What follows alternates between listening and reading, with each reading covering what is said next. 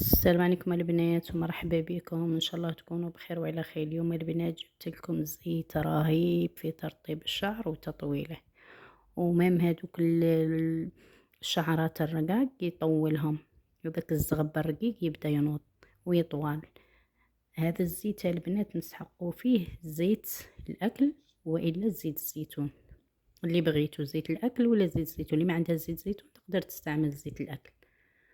وعندنا فيه هذا الزيت يا البنات نستعملوا فيه بذور الكتان، وعندنا فيه السمسم.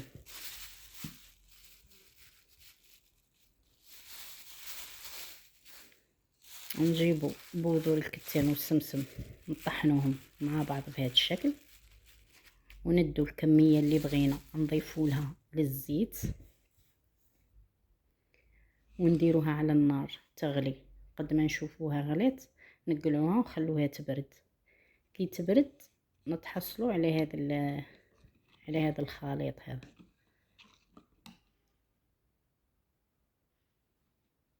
هذا الخليط نضيف له المكون الرئيسي، مكون سحري زين للبشرة وزين للشعر. هذا المكون هو جال الصبار. نديرو ملعقة كبيرة جال الصبار نضيفوها لهذا الزيت. بغيتو تخلو هذا المكونات فيه وتخلو خاطش غادي تهود هاد المكونات تهود لتحت، يبقى برك الزيت الفوق. بغيتو تخلوها فيه، بغيتو تصفوه ثاني تصفوه تدو الزيت برك، تصفوه تدو الزيت تضيفوا له ملعقة جال الصبار. بغيتو تخلوه هكا تضيفوا ملعقة جال الصبار وتخلوه هكذا. غادي هاد المكونات كل تهود لتحت، يبقى الزيت برك.